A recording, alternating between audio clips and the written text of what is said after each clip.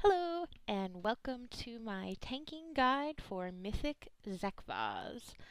So, this fight, you need two tanks. There are going to be some adds here and there that you're going to have to deal with.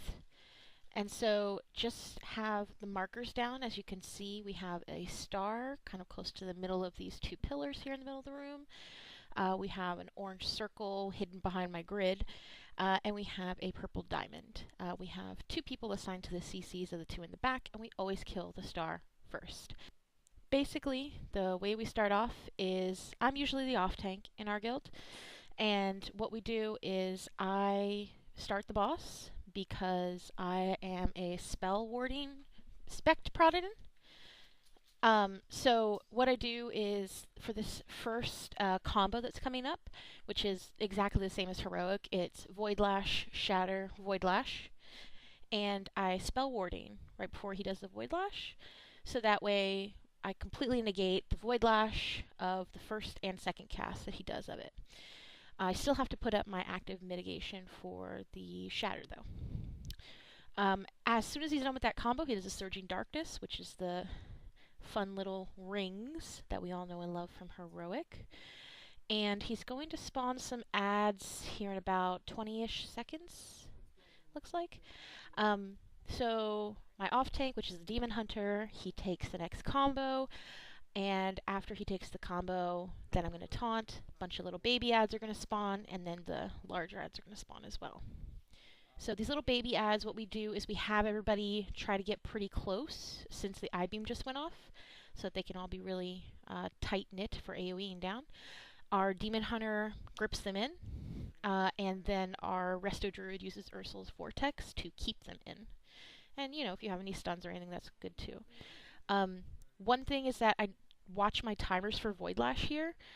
My guild leader wanted me to not move the boss until the baby adds were dead.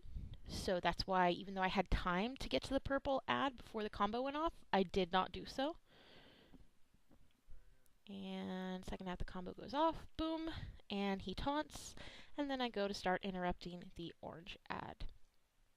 One thing of note is that at the time of killing this, I was 368 item level. And one thing is that I always kept Shield of the Righteous up during the entire combo, but we still had our Resto Druid put Iron Bark on me every single time he did the combo. So you'll see here, I'm sort of backing up a little bit towards Star, getting ready to grab the boss again. And the combo's done. I taunt, I pull him back, because new adds are going to come out very soon.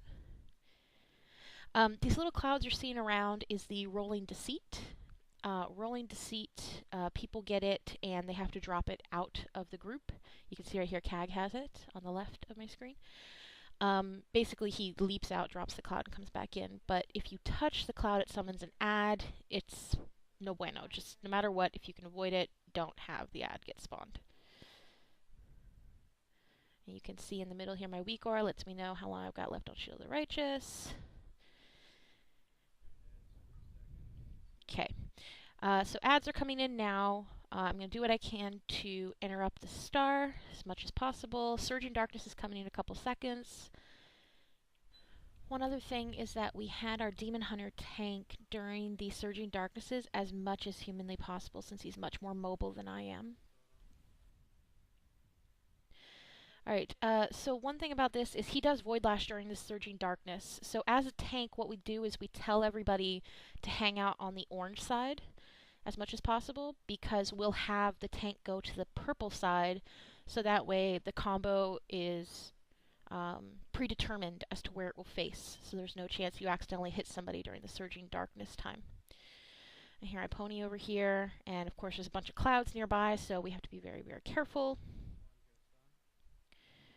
And I'm about to take a combo here in about 5 seconds. So I'm just preparing for that. Now you can see at the bottom of my screen here that spell warding is off of cooldown, but I'm not using it. The reason I'm not using it is because we determined that a Surging Darkness lines up at the exact same time that he starts doing a combo for our Demon Hunter, which is about to happen, you know, in about 20 seconds here. And So what I do is I put spell warding on our demon hunter tank during that surging darkness so he doesn't have to move the boss at all. So there's no chance that he can possibly accidentally cleave somebody. So you can see his energy is getting really high, Surging Darkness. He's going to start doing that right now. And as soon as he's done casting Surging Darkness, he does his combo. Here I put the Spell Warding on Vathian, which is my off-tank Demon Hunter. And notice how the boss does not move here. As soon as it's done, I have to taunt. Now you can see here, somebody made a mistake and touched a cloud. So we have to kill this ad before we go on any further. Usually when this sort of bad thing happens, we'll try to Spirit Link.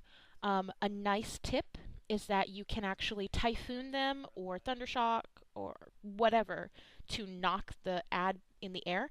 If the ad is in the air when it dies, it does not do its big AoE raid-wide damage. And I don't remember if we Spirit Linked for the second ad that somebody hit or not. We're about to see. No, we did. We did Spirit Link. So, right here, one really big thing is that you're seeing some balls drop here and there. You see some swirlies on some people. Basically, whenever you catch the balls, you get mind controlled, and you have to interrupt and kill that person. So we usually have one of our higher DPS grab the first ball, and then we'll resurrect them as soon as we kill them. Thankfully, it's not like Yoxeron, where if you're insane when you die, you're insane when you come back up. That would suck.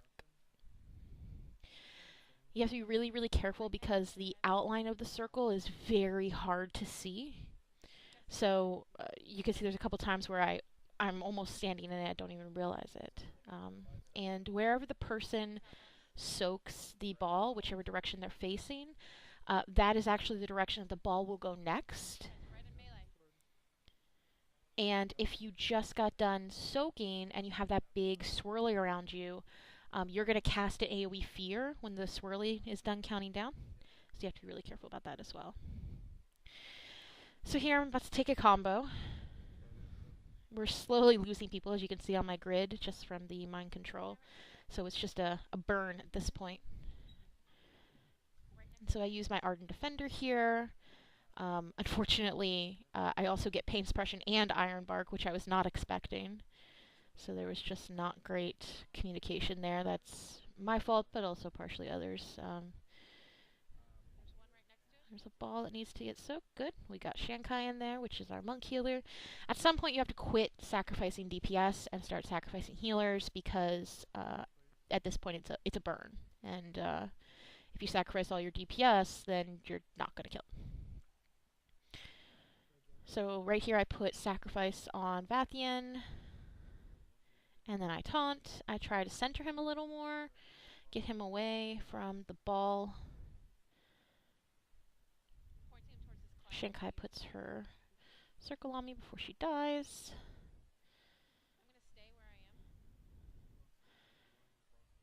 And right here I just hit Spell Warding and stand still exactly like we did the other time when I was telling you.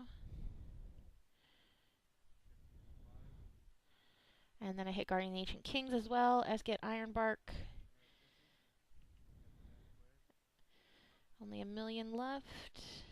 Doing everything we can.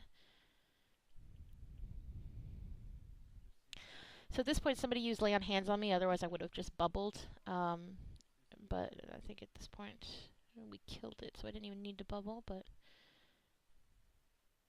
Yep. So, that's Mythic Zek'voz in a nutshell. My talents for this boss that are important are Holy Shield, because the auto attacks don't really hurt that much. You don't really need Blessed Hammer.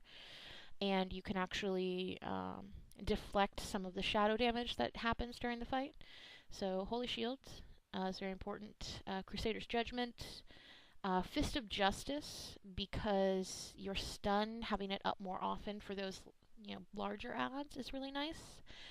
I would have normal double pony, but because I'm running spell warding, I only have 1 pony, so you have to really watch your footing during this boss. Thanks for watching, guys. Be sure to like and subscribe, and leave me some love in the comments so I know what you want to see next time. See you in the next video.